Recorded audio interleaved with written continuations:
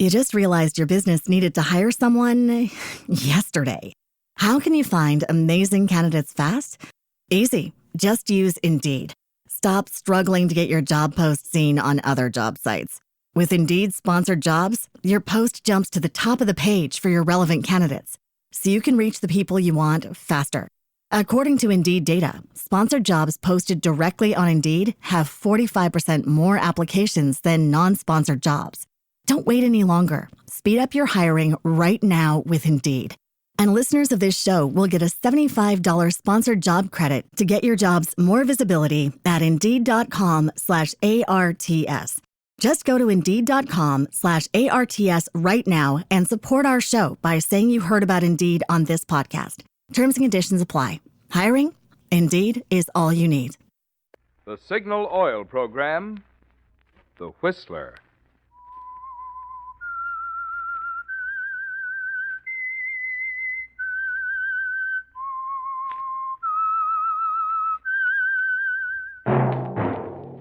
That whistle is your signal for the Signal Oil Program, The Whistler.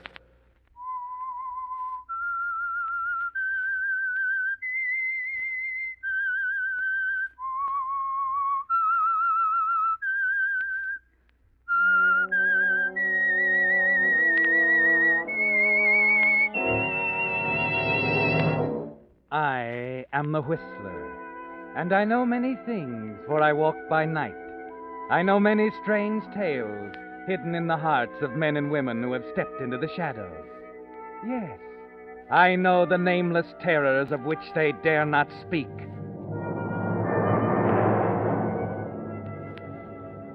Yes, friends, it's time for the Signal Oil Program, The Whistler. But first, we want to thank you, Whistler fans, for your loyalty that has now put The Whistler into top place among all programs broadcast to the Pacific Coast. Yes, according to the latest Pacific Coast Hooper ratings, The Whistler has more listeners than any other program, barring none. Well, friends, you can't imagine how much this good news thrills us. With this tribute from you, the Signal Oil Company and those of us who help produce The Whistler can't help being inspired to bring you ever better stories that will keep The Whistler your favorite program. And now The Whistler's strange story, The Bridge on Black Mountain.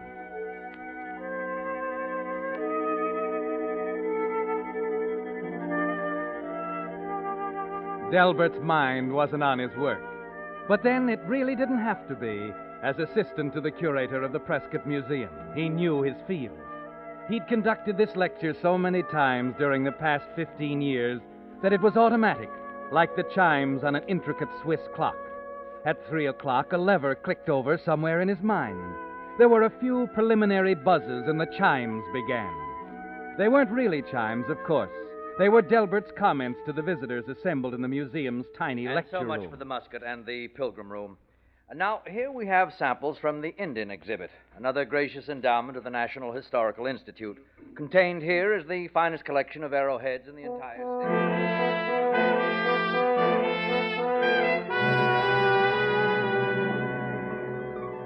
The Egyptian exhibits came next, then the Aztec and Maya relics, followed immediately by the Incas, Araucanians, and Patagonians. But Delbert's mind was elsewhere. As he talked and looked at his audience, he was in a kind of daydream. There was beautiful music. There was a dance floor surrounded by tables with waiters in starched white jackets. And across from him, she was sitting, almost ethereal in a filmy organdy dress. This is so thrilling, Delbert. I never dreamed anything could be so wonderful. It's shabby, Miss Francis, compared to you. Please, Delbert. Not Miss Francis anymore. Louise. Louise. Oh, I'm so proud of you, Delbert. Oh, it was nothing at all. You're curator now. Curator of the Prescott Museum. And more than that, Louise, I'm free now. Free to say something that's been on my mind ever since the day I first laid eyes on you. Oh, Delbert. I love you, Louise, above anything else in life. I've hoped, I've dreamed that someday, somehow... You don't have to say it, Delbert. Will you? Would you? Yes, Delbert. Yes.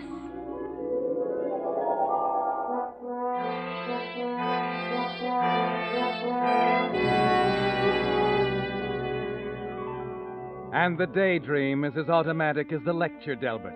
The dream that someday you'll be curator, that someday Miss Frances will look upon you as somebody. It's been that way ever since the day she came to work as secretary to the curator, Dr. Prescott. And as you drone These are on... samples of arrowheads from Dr. Prescott's own collection, the finest in the state. Notice, please, the method of chipping, the pattern. Mr. Reed. Oh, excuse me a moment. Louise, was there something? Louise? Oh, I mean, Miss Frances, I'm sorry. Oh, Mr. Reed, I didn't know you cared. Oh, it's nothing at all. Sure now? Why, yes, of course. Too bad. Some girls have all the luck. I'm sorry I interrupted your lecture, Mr. Reed, but there's something you ought to know. Yes? There's a gentleman here to see Dr. Prescott. Oh, well, did you tell him Dr. Prescott's on his vacation? I did, but that didn't satisfy him. He still wants to see Dr. Prescott. But he's 100 miles from here, Miss Frances, up at his fishing lodge at Black Mountains. It's impossible. Oh, that's just what I said, but he still insists. Who is he? Gorman. Mr. Carl Gorman of the National Historical Institute. Oh, good heavens. I thought I'd better ask Frank Spiegel to drive up to Dr. Prescott's cabin and bring him back. That's a good idea. The doctor doesn't have a telephone. And Mr. Gorman is pretty impatient. He wants me to haul out the papers. Papers? He says he's going over them with Dr. Prescott. What papers, Miss Frances? Oh, attendance records, receipts and expenditures, the figures on the loan exhibits, and shipping and repair charges. Why, what concern is that of his? Well, I guess he figures the Institute is footing the bills. They have a right to... Well, yes, of course. I'd better talk to Mr. Gorman by all means. You can't. He's gone. Be back tomorrow. Oh, I see. Miss Frances, forget about asking Spiegel to run up to Dr. Prescott's cabin. This is so important, I'm going up there myself.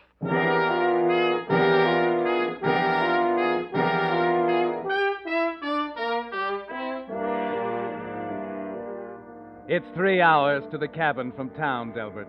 The last 10 miles on a winding one-way road up Black Mountain. And every foot of the way you can hear the world falling down around your ears.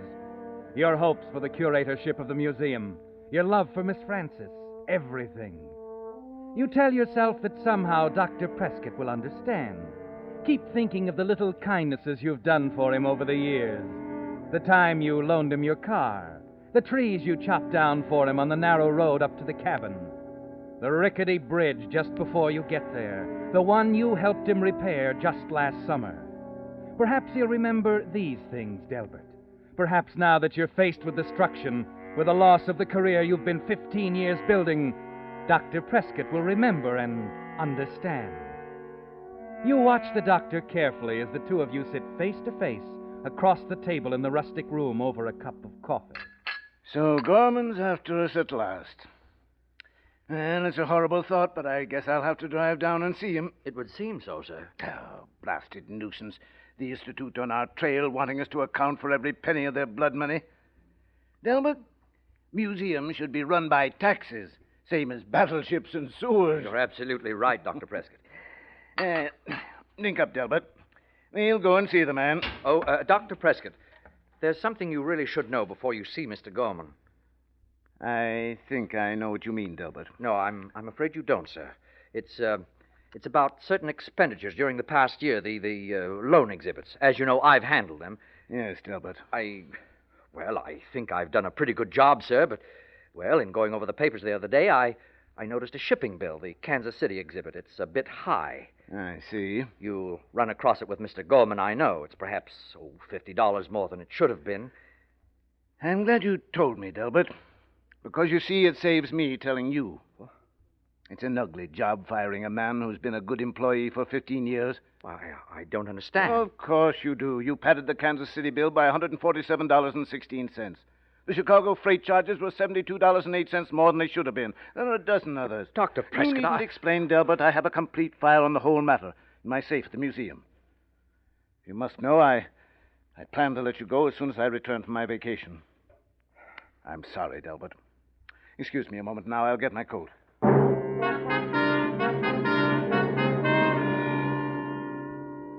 It's just as you feared, Delbert. It's gone now, all of it.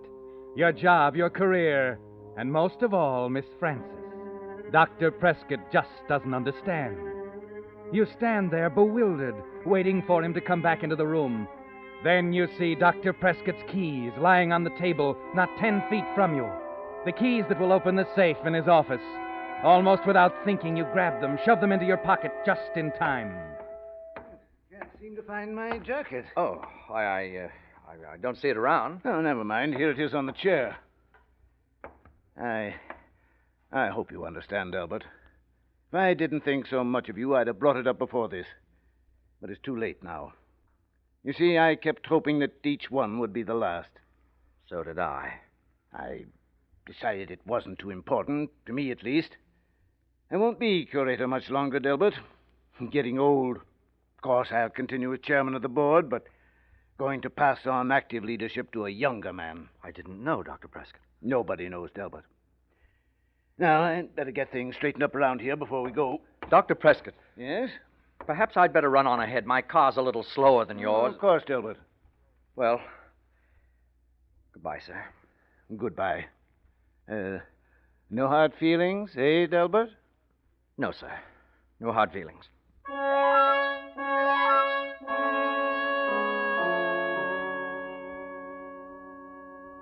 There's a numbness inside you as you close the cabin door, walk through the damp darkness to your car, and drive away through the tall, dark pines near the cottage. You wish Dr. Prescott weren't such a fine man, because you know that you'll never stand by and let him expose you without fighting back somehow. And as the wheels of your car rumble out across the flimsy bridge, spanning the ravine below the cabin, it comes to you.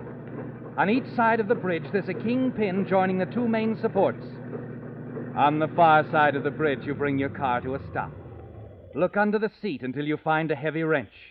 It takes only a few seconds to climb down and out along the supporting timbers you yourself helped put in. And as you start working at the kingpin joining the two main supports, Dr. Prescott's words come to you over and over again with each turn of the wrench. No hard feelings, eh, Delbert? No hard feelings, eh, Delbert? No hard feelings, eh, Delbert? There. No, Dr. Prescott. No hard feelings at all.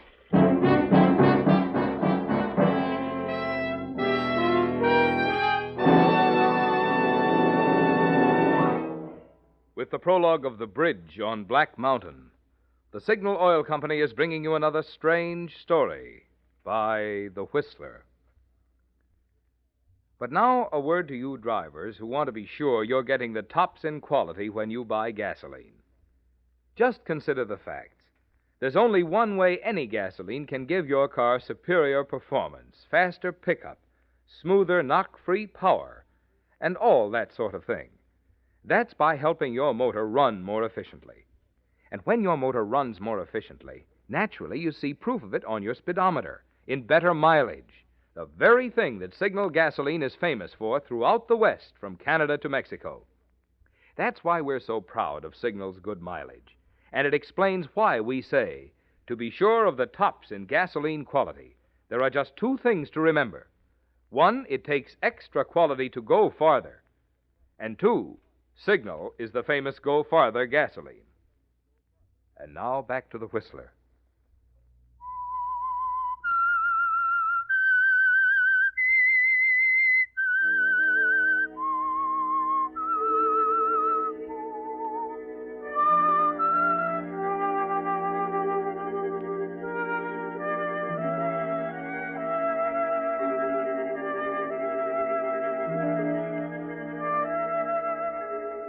So you've done it now, Delbert. For the first time in your life, you've fought back. You arrive home at midnight, confident that Dr. Prescott will not show up in the morning to expose you. Confident that the bridge with the kingpin carefully removed from the main supports will be your ally. And as you drop off to sleep, you can see it all. The sickening sag as the weight of Dr. Prescott's car moves out onto the span. The crunch of timber. The terrible, deadly drop to the rocks below. And for you, safety. And perhaps, yes, perhaps even the curatorship, Delbert. But then that part can wait. At least until the following evening when you keep a dinner appointment with Dr. Gorman, apologizing, of course, for Dr. Prescott's absence. No, I simply don't understand it, Mr. Gorman. Something must have delayed Dr. Prescott. I was certain he'd be here. It's embarrassing. Yeah, it's very annoying. And I don't mind telling you, Reed, I'm sick of delays. The fact is, the National Institute is just about through paying the bills for that museum of yours. I thought perhaps that was the reason for your visit, sir. Yeah, too much waste. A few cents here, a few dollars there. You've gone over our papers? I went over the general ledger with a microscope. Found at least $1,000 in unsupported expenses. Oh, I see. Well, but surely you don't think Dr. Prescott... A captain is responsible for his ship, Reed. And Prescott was a good man once. Probably still the best man for chairmanship of the board. But as far as the actual administration, he's getting careless, forgetful. Oh, it's such a shame. Business is business. Institutions like ours have to be run on a business basis or they go under. Oh, waiter? Yes, sir. Check, please. Very good, sir. You're leaving, sir? Oh, can't hang around all week. You make some sort of an explanation to Prescott, or better yet, I'll dictate a note to him. You mean you're going to tell him he's relieved? No, I can't go that far. Under the Articles of Incorporation, he still has final say-so, but I can politely suggest that he appoint a younger man in his place and use the threat of withholding Institute funds to make it stick. But that won't be at all necessary, sir. Huh? No? No, that is... Well, I don't know if it's my place to tell you this. Well, out with it. Dr. Prescott told me last night, sir, he intends to retire. Retire? Well, good Lord, man. Why didn't you say so sooner? Well, I suppose it was modesty in a way, Mr. Gorman. You see, he asked me to succeed him as curator.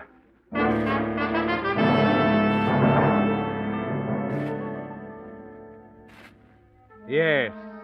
So you decided to take all. And now there's just one last detail to look after. Upstairs in Dr. Prescott's office, you feel in your coat pocket. The keys to his private safe are still there.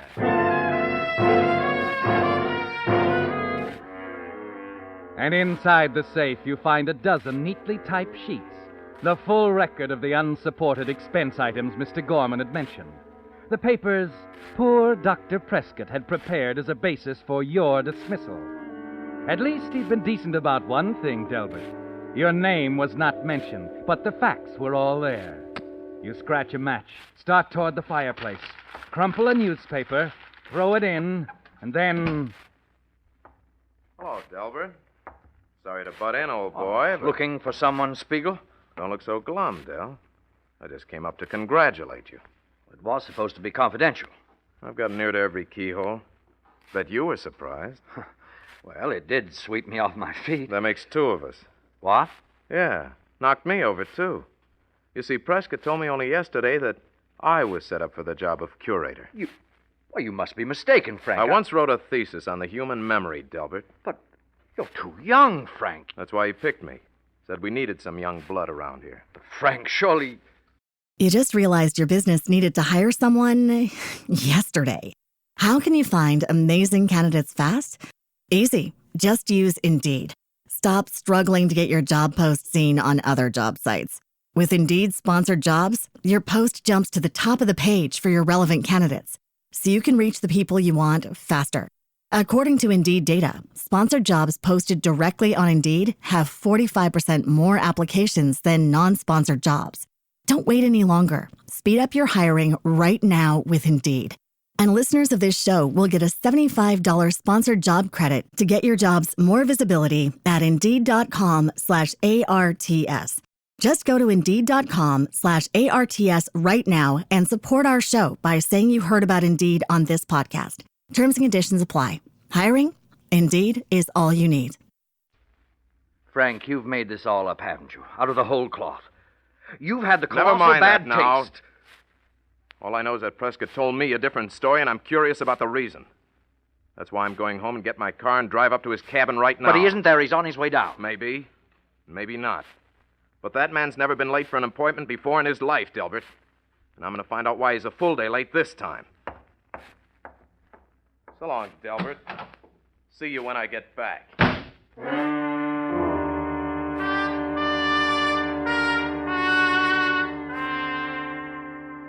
It's quite a shock, Delbert, to be confronted with the end of the world twice in 24 hours. It's clear now, isn't it? It'll be your word against Frank Spiegel's. And you're not a gambler, Delbert. You glance down at the sheaf of paper still in your hand, pause a moment, and then move quickly to the typewriter. See now. Memo to Delbert Reed. Believe attached papers self-explanatory. As new curator, it will be your job.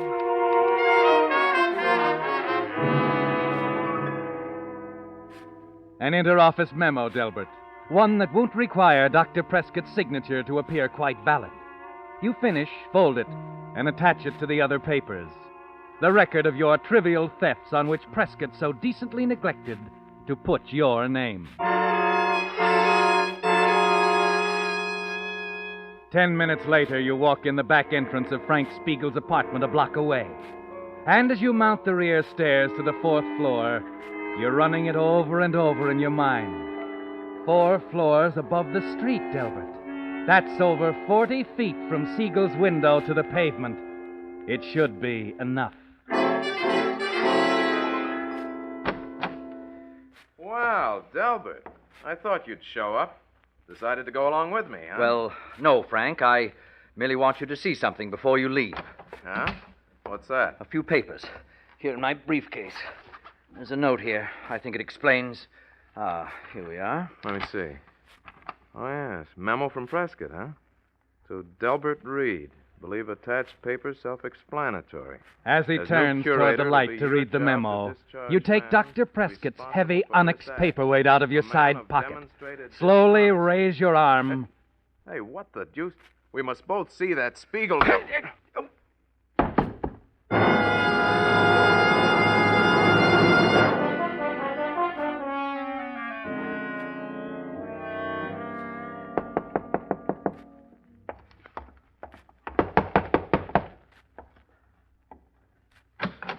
Mr. Reed? Yes? Joe Hannigan, Police Department. Police? Yeah. Mind if I come in? Why, no, not at all. Sure clabbery weather tonight, Mr. Reed. Bad for, accidents. You mean there's been Just an a accident? second. I got some notes here. Here, now let's see. Spiegel. Frank Spiegel. Frank, what happened? You don't mean... I don't generally work this late for nothing, Mr. Reed. He's been hurt? He's dead. Good heavens, how did he... He took a nosedive from the window of his apartment. What, Frank?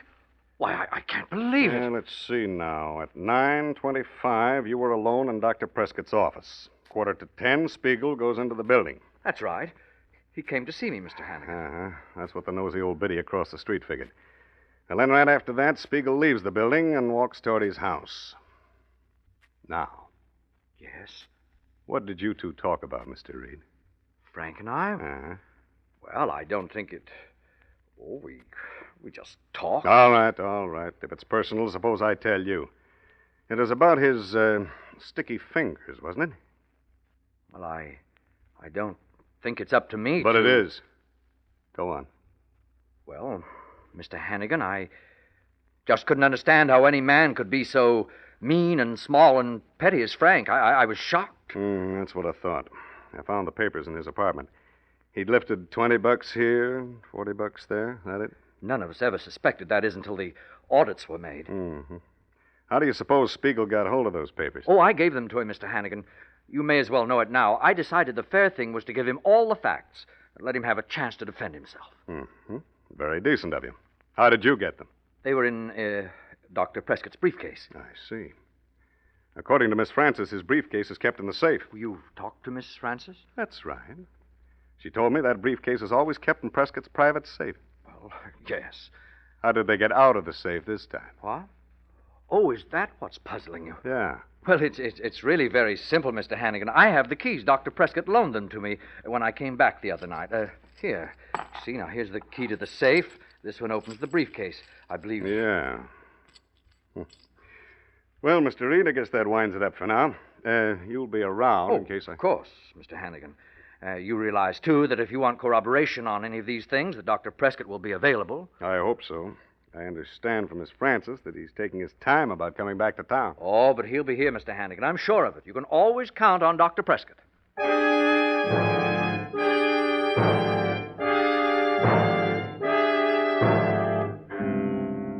Yes, it's gone beautifully up to now. But there's still one thing that can destroy you, Delbert. Still one terrible question. And the answer lies at the bridge on Black Mountain.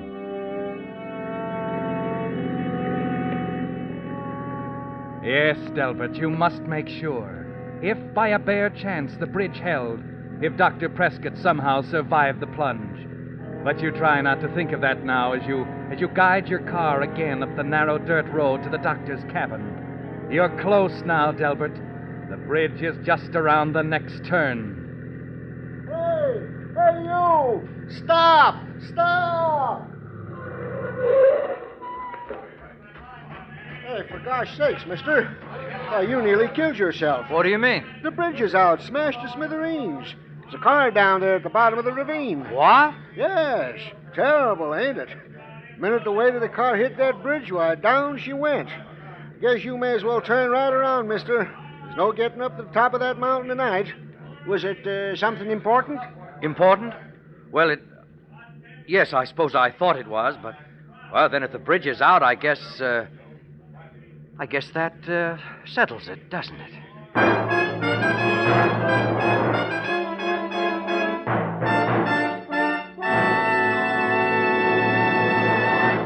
The Whistler will return in just a moment with a strange ending to tonight's story.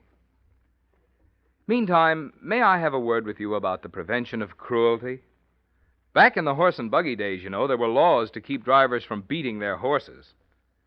Too bad there isn't a law today to keep drivers from beating their motors with old-fashioned straight motor oils that cause excessive carbon, wear, and corrosion. After all, it's unnecessary today to put up with those old bugaboos that up repair bills and cut down performance, thanks to that new type signal oil that combines pure paraffin base with 5 scientific compounds, Signal Premium Motor Oil. In comparative tests with today's finest straight oils, Signal Premium Motor Oil actually kept motors 6 times cleaner, reduced cylinder wear 1/3. And what does this mean to you? Well, less carbon means that your motor runs quieter, smoother, and less cylinder wear means more power. So to keep your car's performance young, make your next oil change a change for the better. Switch to the new type Signal Oil that's your guarantee of a sweeter running motor. Signal Premium Motor Oil. And now back to the Whistler.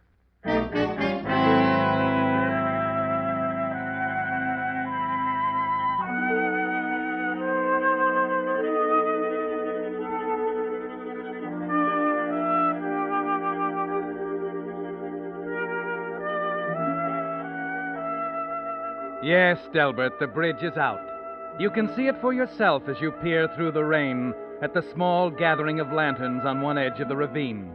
As you note in the dim flickering the tangled mass of broken planks and beams.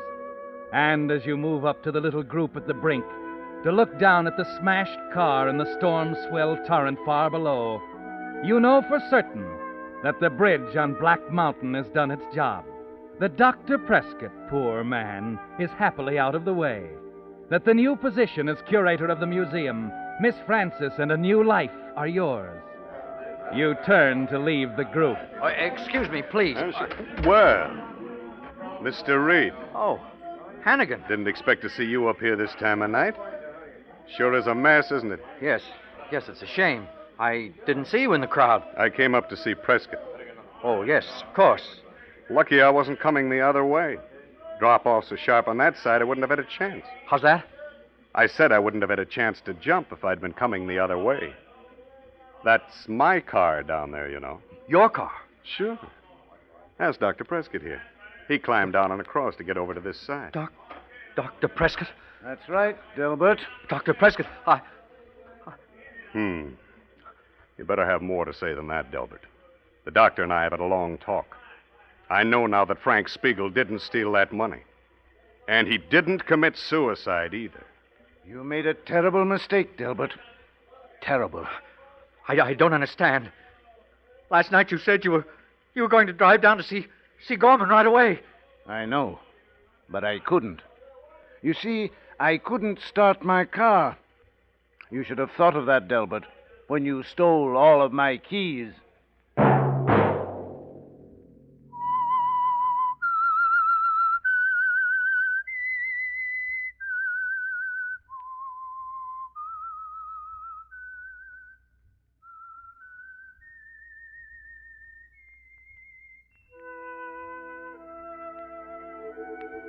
Let that whistle be your signal for the Signal Oil program, The Whistler, each Wednesday at this same time. Brought to you by the Signal Oil Company, marketers of Signal gasoline and motor oil and fine quality automotive accessories. Signal has asked me to remind you to get the most driving pleasure, drive at sensible speeds, be courteous, and obey traffic regulations. It may save a life, possibly your own.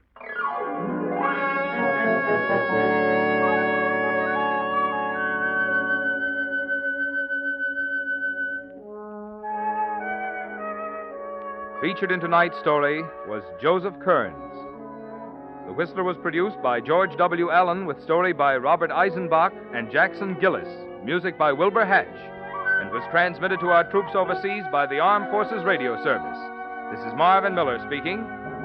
This is CBS, the Columbia Broadcasting System.